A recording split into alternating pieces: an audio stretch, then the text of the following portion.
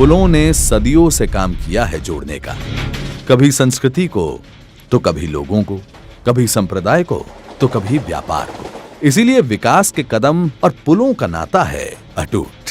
भारत का खूबसूरत पूर्वोत्तर क्षेत्र वर्तमान सरकार के प्रयासों से प्रगति के पथ पर है अग्रसर, और अब ये क्षेत्र साक्षी बनने जा रहा है उन्नति के एक और शिखर का। असम में ब्रह्मपुत्र नदी पर डिब्रूगढ़ से 17 किलोमीटर दूर बना है देश का सबसे लंबा रेल सह सड़क पुल बोगीबील।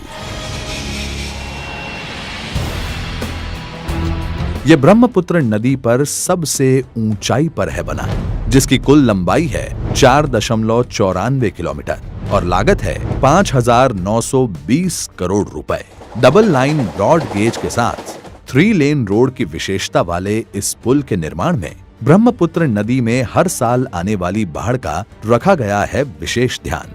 इसीलिए दोनों छोर पर 9 किलोमीटर और 7 किलोमीटर बांध को ऊपर उठाने और मजबूत बनाने पर दिया गया जोर। यह होगा भारत का एकमात्र ऐसा पुल जो पूरी तरह से स्टील कंक्रीट कंपोजिट गर्डर से है बना।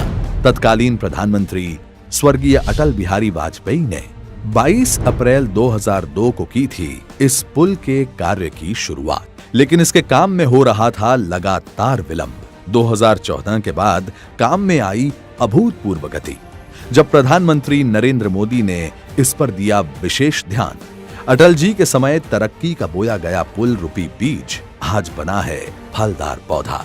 रेल सह सड़क पुल होने के कारण ये जोड़ेगा उत्तर और दक्षिण छोर के 74 किलोमीटर रेल लाइन को भी, साथ ही दक्षिण के NH-37 और उत्तर के NH-52 को भी ये जोड़ेगा।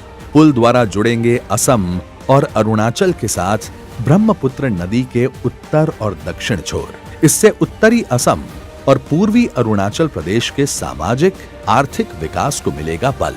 पूर्वोत्तर की बढ़ेगी रेल कनेक्टिविटी, डिब्रूगढ़ पहुंचना होगा आसान, जिससे गुवाहाटी में कंजेस्शन होगा कम।